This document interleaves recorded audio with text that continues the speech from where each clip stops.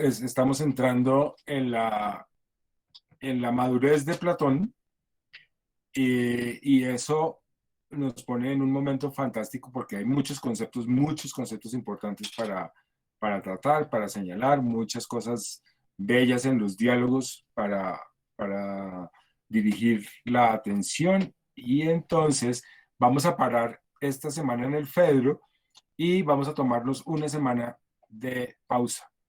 Lo voy a hacer coincidir con la semana de receso de la universidad, y entonces voy a tratar de estar un poquito zen la semana entrante, y así nos vemos la semana siguiente con La República, que eso es muy taquillera y es una obra imprescindible y es maravillosa.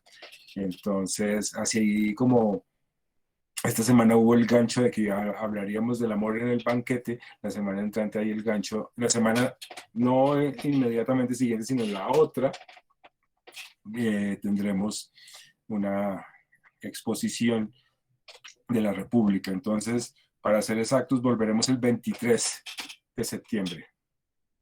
Igual estaré diciéndoles, invitándolos por correo o por Instagram o por Twitter o por todas partes. Las personas a las que si a veces no les llega la citación de Meet por el correo de Google, disculpen, pero siempre recibo todo tipo de recorderis para que no se me olvide que cada uno de ustedes es muy importante y que está muy bienvenido a, a participar y acompañarnos. Entonces, por favor, como decimos en Bogotá, eh, colabóreme, háganme el favor de háganme el favor de hacerme caer en mis olvidos, y díganme que no les llegó la cosa y que ustedes necesitan su link, y con mucho gusto inmediatamente, apenas sea posible, se los envío por el medio. Es decir, hay personas que me escriben por WhatsApp, hay personas que me escriben por Twitter, hay personas que me escriben por Instagram. A mí la única red social que tengo pero que no me gusta es Facebook. Me parece que es como un teléfono fijo. Entonces, no sé, solamente eso tuvo una utilidad mientras mi hija estaba creciendo y mis tías querían saber todos los días cómo se le veían los cachetes. Del resto, Facebook es un horror. Así que, así que sí, ya este es un combo más de Twitter y más de Instagram, que por cosas de la vida es más divertido. Bueno, entonces vamos a entrar en materia. Mm, primero, espérate,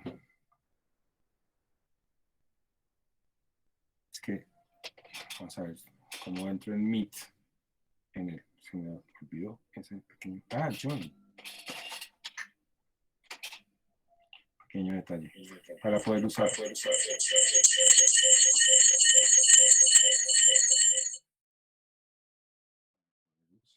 El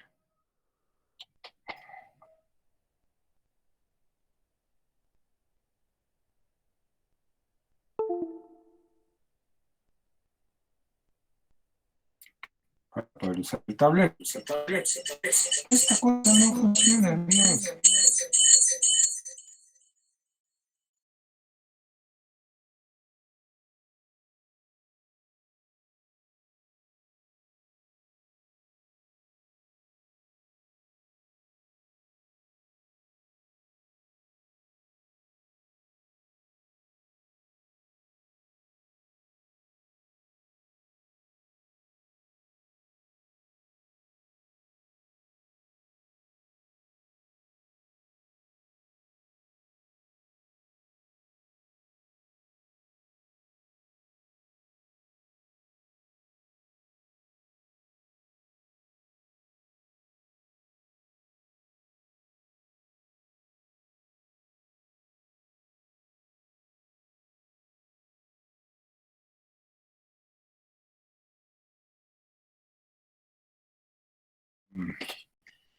Los diálogos eróticos marcan un momento muy, muy importante en la filosofía de Platón, porque aparece una nueva manera de comprender lo que es la actividad filosófica, pero también vamos entrando mucho más claramente en las realidades fundamentales que se enfrentan en esta actividad filosófica. Por ejemplo, vamos a comenzar a ser cada vez más conscientes de quién es el que trabaja en la filosofía, cuáles son sus cualidades, cuáles son sus dimensiones, cómo es que funciona el filósofo, o el que filosofa o el que se mete a filosofar, y cuáles son las posibilidades de esa actividad. Vamos entendiendo más quién es el hombre para quien la actividad filosófica es importante.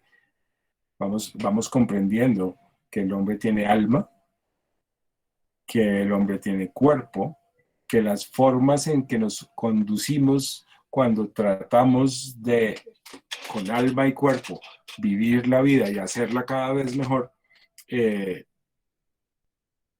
merecen ser investigadas.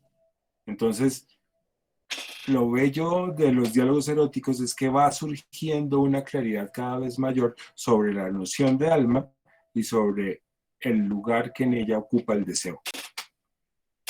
Una cosa que me faltó decir la semana pasada, hablando del lisis, es que hay un momento, el lisis es un diálogo socrático en muchos sentidos, pero es raro porque hay un momento en el que Sócrates cree, ya encontré la respuesta, ya sé cómo funciona lo del amigo.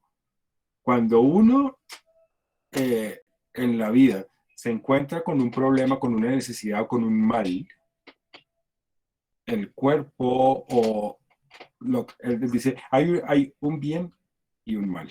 Un mal que me afecta, una carencia, una enfermedad, una dificultad, modifica algo que no es ni bueno ni malo y me hace desear el bien. Y entonces aparece una estructura básica del deseo de lo útil. Hay motivos por los cuales yo me veo obligado a orientar mi acción hacia un bien que necesito, que me hace falta. Y entonces la comprensión básica del deseo es esa, es muy utilitaria. Y él cree que ya lo encontró. Y hay un pequeño párrafo en el que Sócrates se queda pensando y dice, pero no, tal vez no. Y vuelve sobre la dificultad en el final. Y dice, a mí me parece, para mi gusto, las últimas páginas del Lisis son sumamente abstractas porque nos hablan de cómo lo que se anhela, aquello que se desea, y entonces uno capta, oiga, aquí ha surgido, además de filia, además de eros, ha surgido el concepto de epifinía, que es el apetito. ¿Sí? Y esas tres cosas son motores de la acción. Son cosas que te proyectan, que te envían en busca de algo. Pero lo que amas, cuando lo persigues de esa manera, suele estar puesto en términos de medios y fines. Y entonces Sócrates dice, no, este debe ser el fin y seguramente en las cadenas de fines hay un fin último. Pero tal vez el motivo, y ese es lo que aparece y se dice un poco de manera abstracta, es tal vez es el motivo de la búsqueda, pero lo que estamos buscando es algo que de todas maneras ya nos pertenece como algo connatural, pero no podría explicarlo bien. Y entonces y Sócrates quiere como desarrollar esa línea.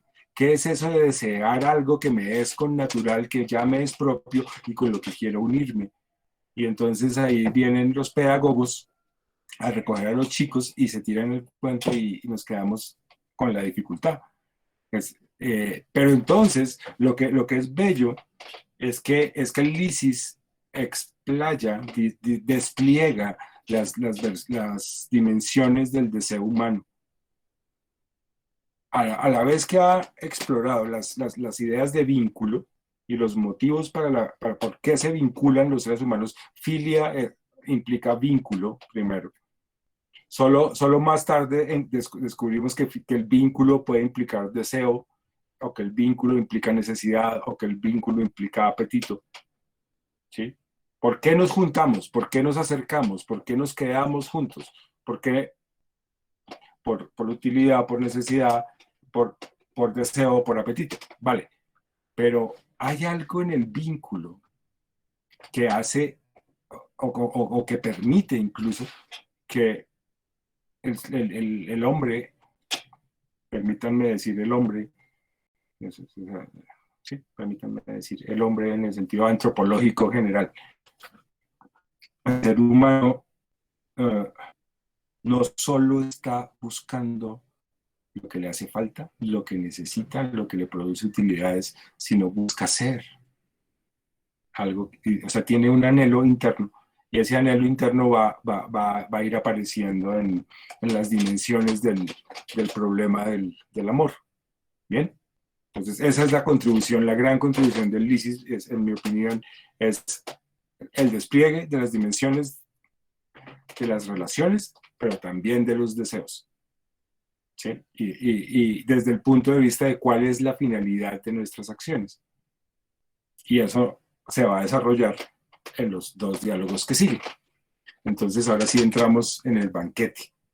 El banquete tiene una característica maravillosa y es, ya la habíamos avisorado un poquito en el... Estoy muy bien encima. No quiero incomodar. Ya la habíamos avisorado en el Lysis y es que Sócrates está contando lo que le pasó el otro día. ¿Sí? Eso significa que Sócrates está narrando. Sócrates no está, Platón no está disponiendo la cosa como en el drama, como en el libreto del drama, como el nombre del personaje, su intervención, el nombre del otro interlocutor, su intervención, sino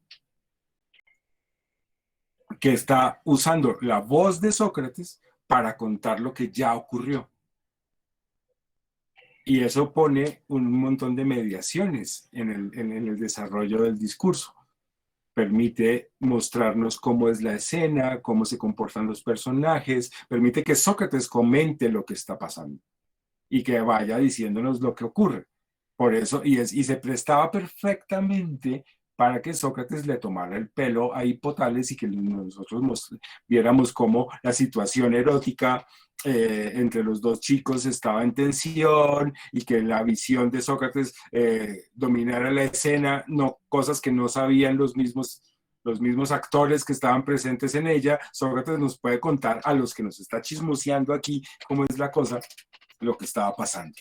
Ahora va a pasar algo que es todavía más experimental, implica más mediaciones, por decirlo así. Porque ahorita en el banquete, dos amigos que están conversando, de cuál voy a, permítanme, porque es muy lindo. Dos amigos que están conversando, dice, ay, cuéntame la historia.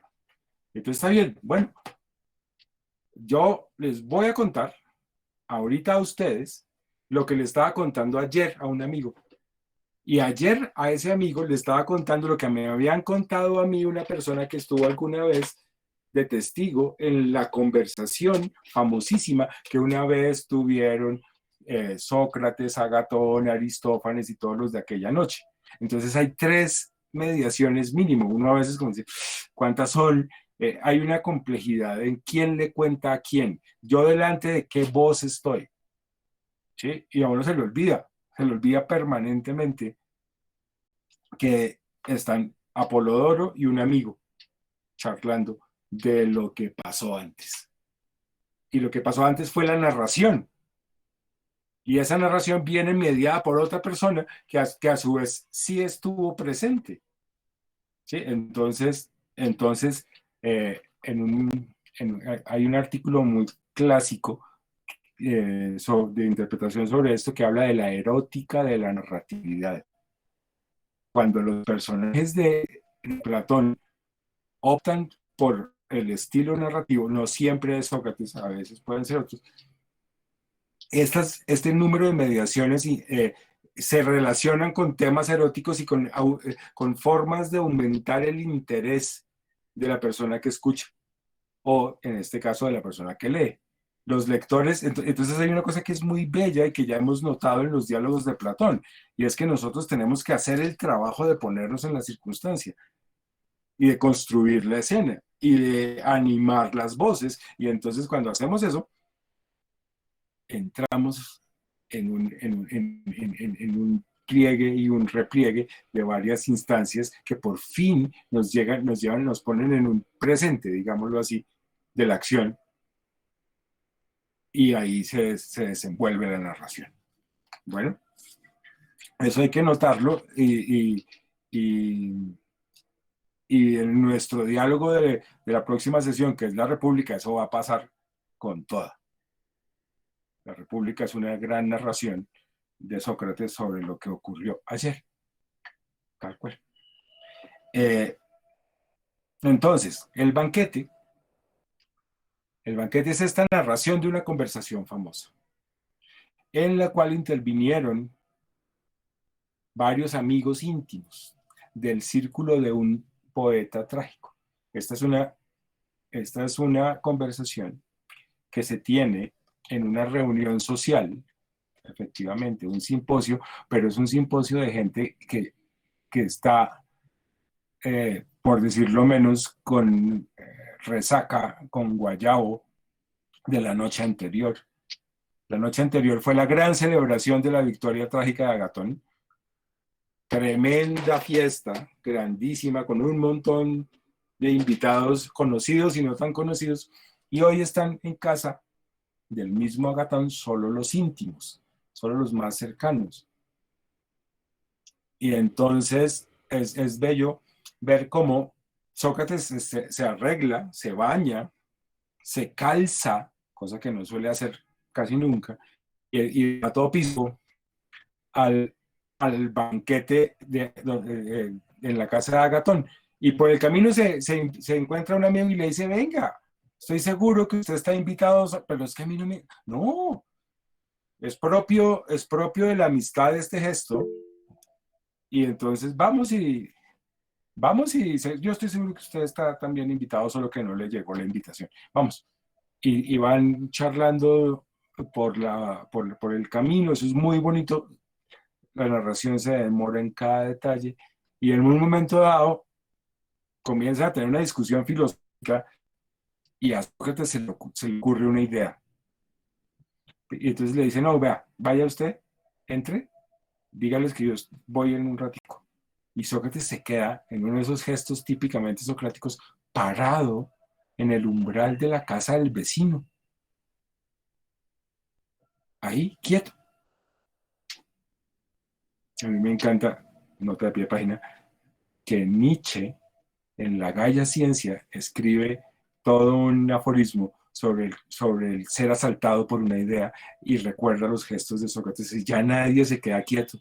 Todo el mundo va de afán en el mundo moderno. La gente piensa caminando. ¿Qué es esta estupidez de pensar caminando? ¿Qué es esta bobería de andar pensando mientras uno hace otras cosas? No. Cuando una idea viene, uno se detiene, como Sócrates, un día entero pensando.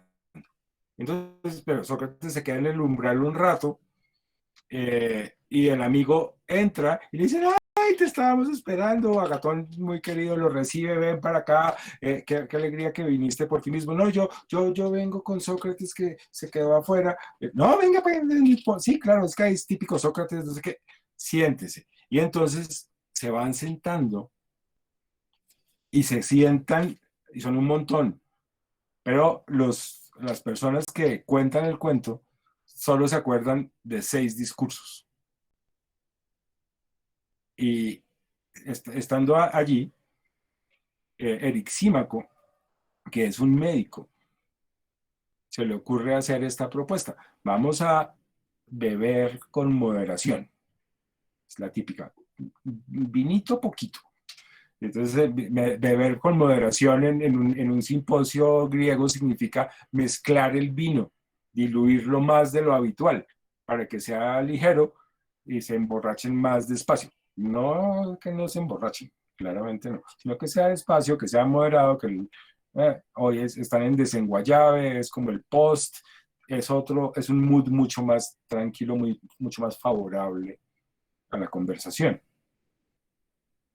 Y y cuando han tenido el acuerdo de cómo beber, deciden no beber como quienes tienen sed, sino hablar cuando beben. Entonces van a ser como el brindis. Yo con su permiso brindo con un cafecito.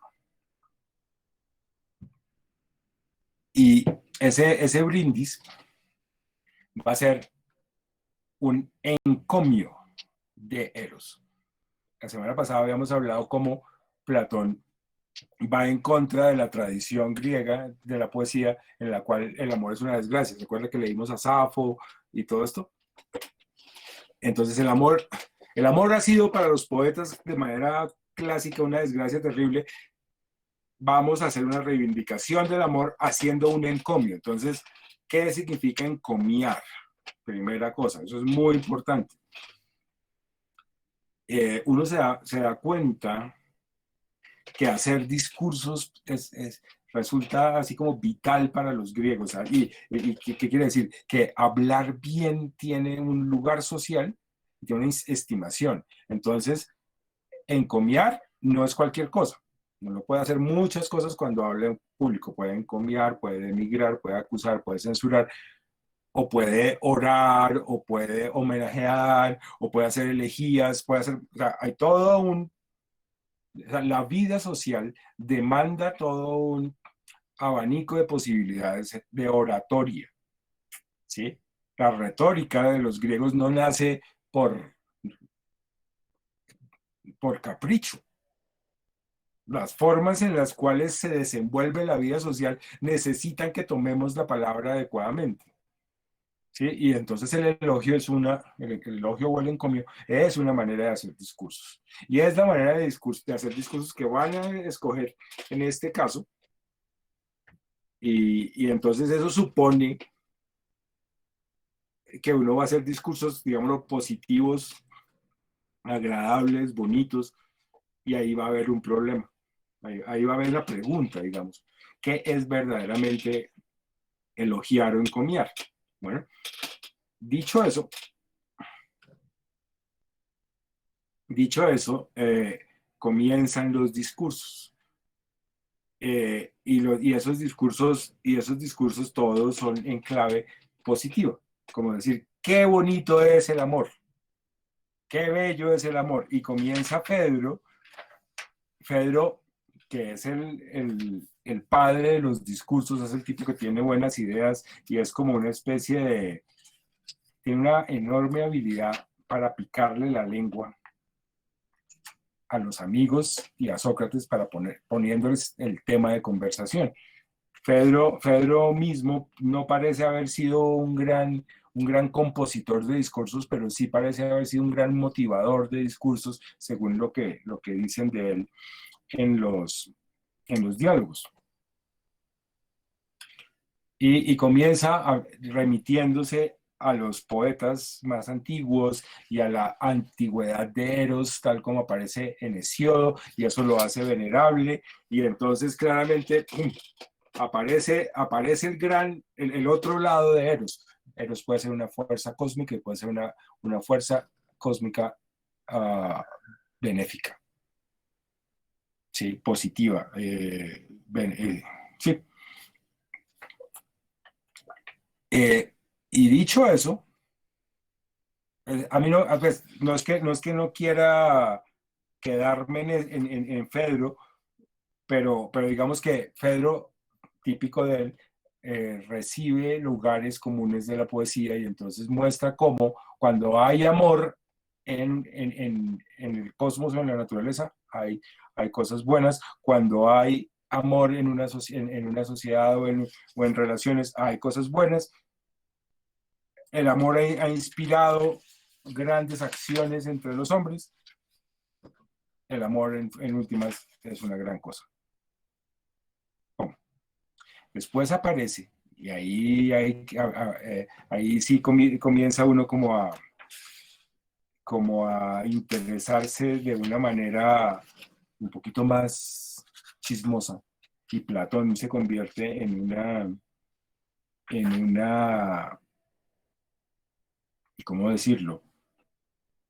En una fuente de lo que los griegos piensan, porque eso sí pasa, que uno quiere decir, bueno, pero ¿cómo es que los griegos comprenden las relaciones entre entre las relaciones amorosas en general? Y dentro de las relaciones amorosas, muy especialmente las relaciones amorosas entre los hombres adultos y los jóvenes. Y entonces, eh, Pausanias va a hacer una defensa de la pederastia basado en las prácticas legales al uso en diferentes ciudades. Y entonces este discurso que comienza más o menos en 180 como 181 más o menos, sí, 181 entra más o menos la cosa y dice, mire, Eros se parece a Afrodita. Eros y Afrodita están juntos siempre. Afrodita es la diosa del placer y la diosa de la belleza. Solo que las maneras entonces, pero las maneras de obtener placer y de vivir el placer, de desarrollarlo, pueden ser nobles o pueden ser vulgares. El otro día alguien me hizo una pregunta sobre la prostitución por interno y tenía mucha razón, porque hay un gran tabú moral sobre la prostitución. El hecho de que el placer eh, tenga que mediarse por dinero y no sea entregado y ofrecido libremente, sí tiene su lado censurable, pero obviamente el hecho de que tenga su lado censurable no quiere decir que los griegos se hayan abstenido de la prostitución. Entonces, fíjense, sí hay ciertos recelos sobre ciertas acciones como esa, pero lo más interesante es que hay recelos sobre las maneras de hacer diversas acciones. Uno puede amar a quien se le dé la gana mientras su manera de vivir el amor sea bella. ¿Sí? No hay cosas prohibidas, sino hay maneras censurables de hacer ciertas cosas. Y entonces ahí está el valor del discurso de Pausanias, donde nos muestra cuáles son las valoraciones. Las valoraciones, digámoslo, vulgares, van por el lado de que medie el dinero, eh, que no se escoja adecuadamente el compañero, el lugar, la cantidad, la persona, que se haga despliegue indebido, excesivo más bien.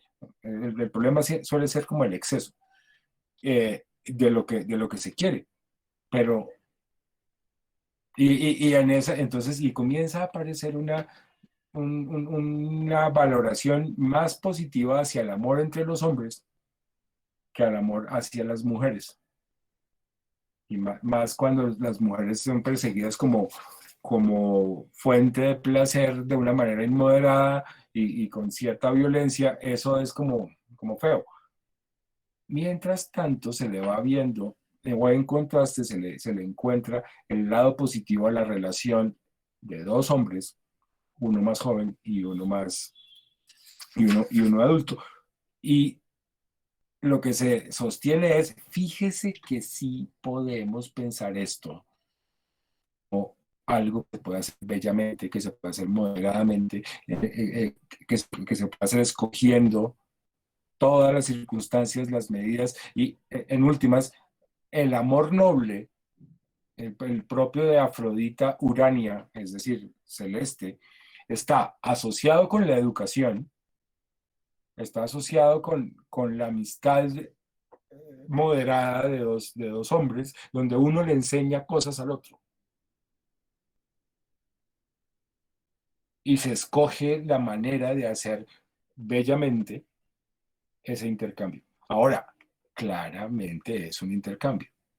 Y es un intercambio de enseñanzas sociales, políticas, intelectuales por favores sexuales. ¿Mm? Entonces, entonces, pero es algo que se puede pensar bien, ¿no? Y que se puede ver, y que se puede ver. Entonces, piensa, hay una cosa.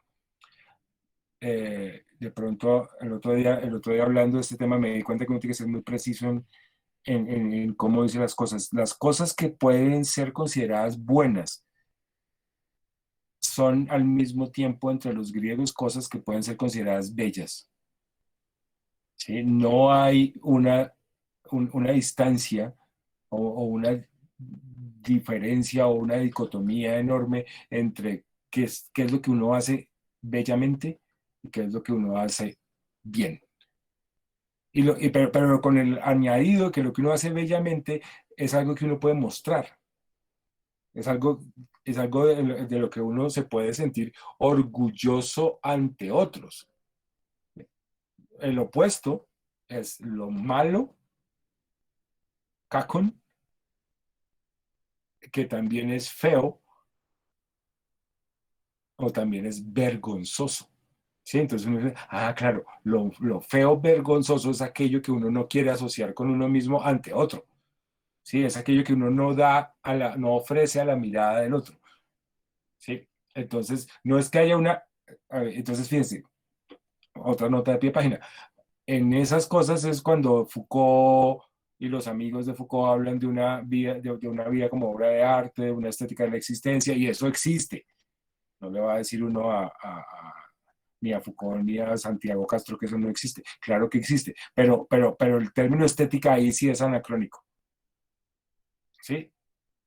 Pero la acción humana, sin embargo, más bien, la acción humana efectivamente es un asunto de valoración en términos de bello y feo. Y bello y feo se conectan con vergonzoso o algo que causa orgullo. ¿Sí? Bien. Eh, entonces, aparece una cosa que es muy chistosa cuando termina Pausanias, y es que a Aristófanes le da hipo. Al que le tocaba hablar era Aristófanes. Y uno supone, entonces fíjense, Aristófanes es el cómico. Además es el cómico que era un durísimo crítico de Sócrates y de los sofistas y tiene todo un sentido que el tipo esté ahí. Entonces, el hipo de Aristófanes mueve el lugar, porque le tocaba hablar, mueve el lugar en el orden del discurso a Pausanias hasta que se le pase. ¿Sí? Y entonces eso va a ser muy, muy simpático, porque primero va a hablar el médico, Erixímaco, hablando de cómo el amor es una fuerza para la salud, le va a dar consejos a Aristófanes para que se cure del hipo. Aristófanes se cura del hipo y el discurso del cómico va a quedar justo al lado del discurso del trágico, que es Agatón.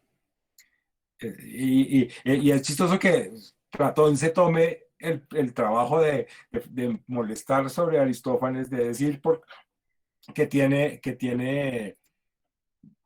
hipo, que cómo se va a curar, y hay todo y es la típica, en una conversación de banquete y de gente que está bebiendo, eso puede pasar perfectamente, pero Platón agarra ese recurso, pone en manos del médico la solución y cambia el lugar del trágico para que sea el trágico del que justo anteceda al cómico, el cómico del que justo anteceda al trágico. Y eso nos pone eh, en, ante el discurso de Aristófanes, que el discurso de Aristófanes es el pedazo más famoso del banquete de Platón, y todo el mundo confunde el punto, digamos, o el punto de vista de Platón sobre el amor con lo que dice Aristófanes, que es el famoso mito del andrógino. ¿Sí? Todo el mundo cree que la cosa de la otra mitad y de... eso, y es una de esas cosas que Sócrates se va a dar a la tarea de refutar. Digamos que los primeros discursos de Fedro, Pausanias y Erixímaco pues causan aplausos y tal, pero, pero nada salido de lo común, digámoslo así. Cuando Aristófanes tome la palabra, la cosa sí se va a poner complicada y Sócrates va a comenzar a molestar. Ah, carajo, ¿yo qué voy a decir? Y ustedes no me van a dejar nada de lo que yo pueda hablar, es que, etcétera, etcétera. ¿Sí? Sócrates es el típico, Sócrates tiene como algunos comportamientos típicos y uno de esos es, es ser remilgado a la hora de hablar. Es muy chistoso. Pero esas escenas en las que Sócrates se hace el bobo, eh, son escenas en las cuales los interlocutores le piden explícitamente, por favor, habla, queremos escucharte. Y entonces son los momentos en que Platón aprovecha para decir lo que viene a continuación. Es muy importante. Sin embargo, no debemos dejar pasar el discurso de Aristófanes, porque el discurso de Aristófanes sí nos dice, nos trata de explicar por qué nos amamos como nos amamos y cómo eso es parte de la naturaleza humana. Y eso es muy, muy interesante. Y Platón le da un tratamiento bellísimo a la cosa. Y es un mito, perdón, es un mito. Es la historia de cómo nosotros, los humanos, al principio, éramos un ser que tenía dos caras, tenía ojos hacia adelante y ojos hacia atrás. Tenía miembros dobles, o sea, dos pares de brazos, dos pares de piernas y andábamos por el mundo no caminando derechito, sino girando como una esfera y entonces podíamos ir rapidísimo, como teníamos tantas manos, podíamos trabajar muchísimo, eh, éramos muy fuertes al principio. Había, había estos seres primarios, eran hombres, mujeres, y tenían esa afinidad interior entre lo masculino, a veces lo masculino con lo masculino, a veces lo masculino con lo femenino, a veces lo femenino con lo femenino. Pero nos volvimos demasiado poderosos y se nos subió a la cabeza. Aparece la ibris. Y ante la ibris, ante que los hombres con esa cantidad de poder pensaban que podían abandonar su lugar y coger el lugar de los dioses, Zeus manda el rayo y nos parte por la mitad. Y nos parte por la mitad y nos cose y nos manda al mundo. Entonces quedamos descoordinadísimos porque nos la pasamos es buscando el otro pedazo que hemos perdido. Y cuando de puras casualidades lo encontramos, nos abrazamos a él. Y los que se abrazaban y se encontraban, eh, se quedaban pegados, pegados, felices de haberse encontrado, pues se morían en el abrazo. Se morían en el abrazo y que entonces Zeus dice, ah, jue madre, como que la embarré porque estos males se van a extinguir. Fíjense que, nota de pie de página, en el Protágoras, la creación de los hombres también fue un descache en el principio, porque ¿se acuerdan de Prometeo y Epimeteo?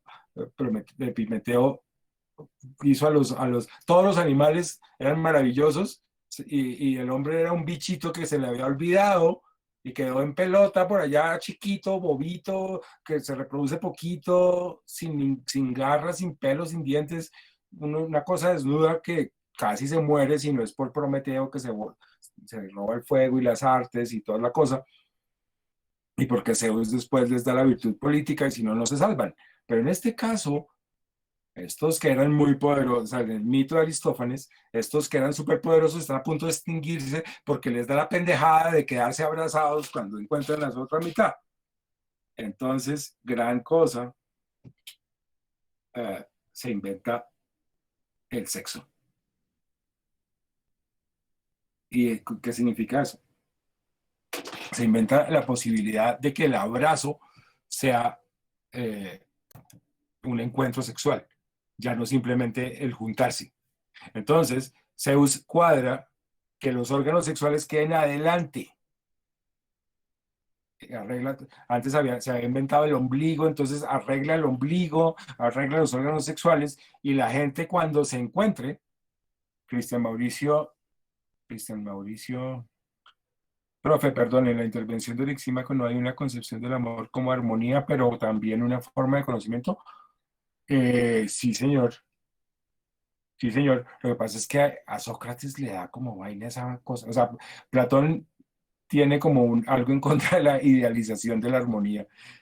A la gente le pasa lo máximo y Platón, yo no sé por qué, también pasa en el Fedón, como que sí está bien, eso es chévere, pero no tanto.